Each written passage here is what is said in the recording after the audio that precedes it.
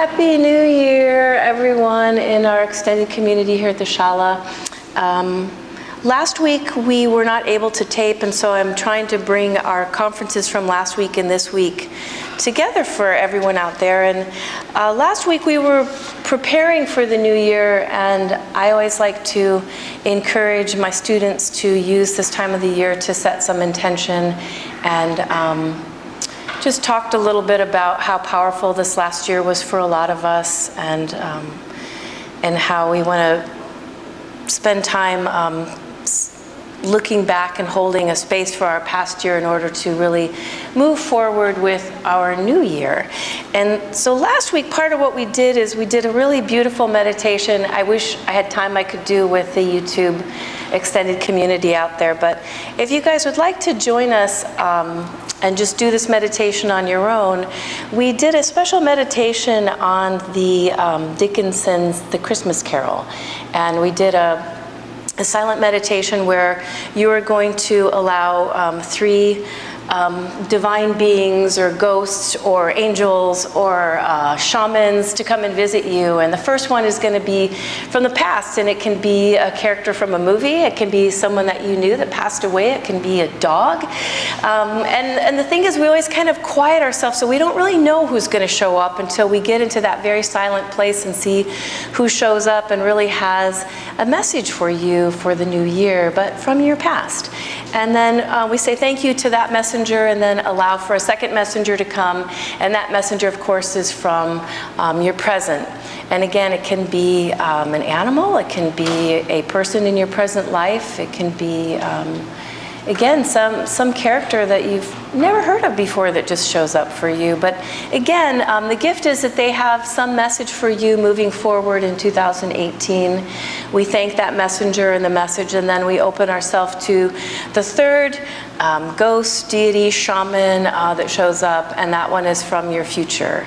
And that's going to be a message that has to do with, of course, how you're going to show up and be present for 2018. And we ended that particular meditation with a little glass heart that we all held on to, and said that this tangible thing, this little glass heart, is a reminder for us to put somewhere in our pocket or on our computers or somewhere that can remind us to take action in our life, and that every day we make choices around how we're going to show up. One of the things that I was thinking of as we prepare for the new year is, did anyone think of last year and think of how much you loved last year? Was that part of like what you reflected on, and to think like, gosh, in 2018, of all the goals that you're going to set for yourself and things that you want, is it possible to think like, how can I be the best lover? How can I be the best version of Diana that just shows up and it's just all about love?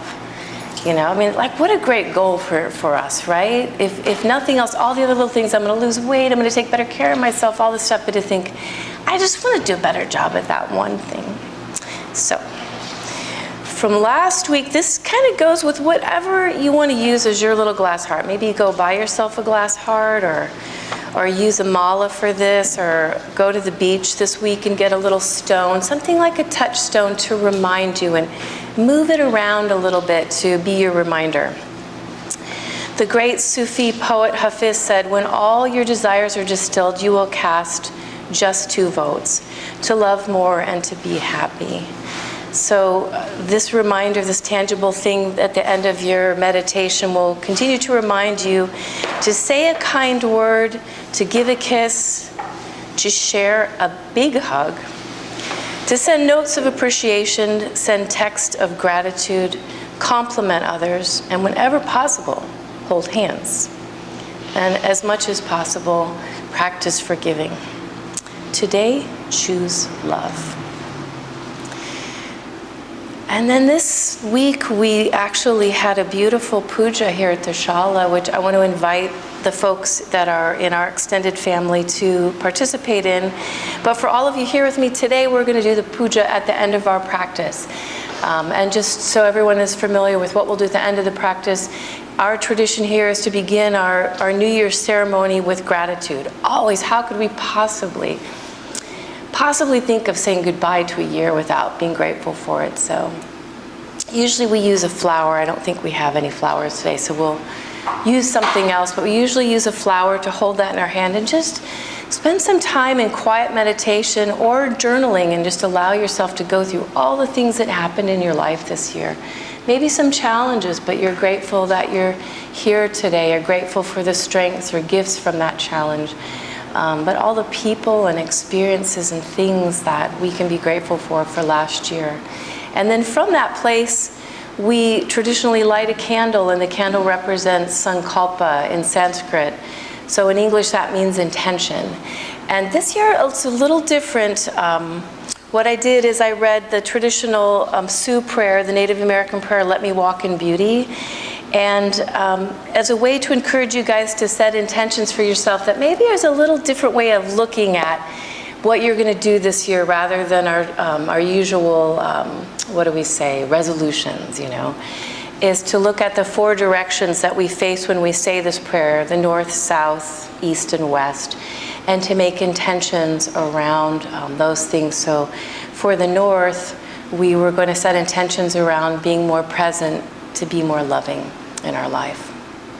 And for the east, we were going to set intentions of the rising sun to create new things in our life, to set intentions around letting go of something old in order to make room for something new in our life, or to let go of something and to be willing to take that brave step of doing something new.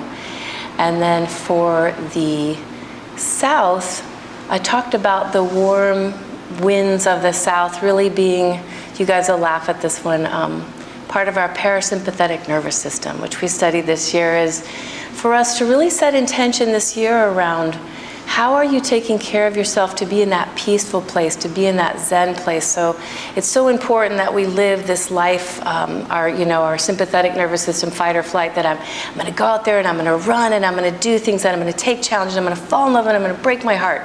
But we have to be able to move from those things into that peaceful Zen kind of yoga place. So setting intention around that, how you be less worrisome this year, less of a stress monkey, like wherever you find yourself unable to modulate back into that nice yoga place, is to set intention around that.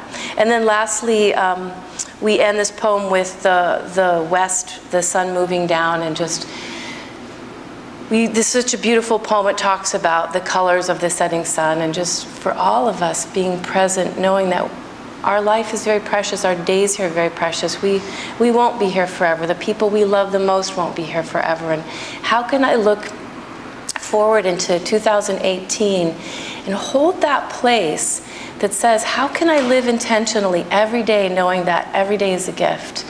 And to really write some goals and some intentions around those 4 directions and those 4 powerful things is what I'm going to ask my students to do for the puja, as well as light your candle once you set your intention to represent your intention and your light for the new year.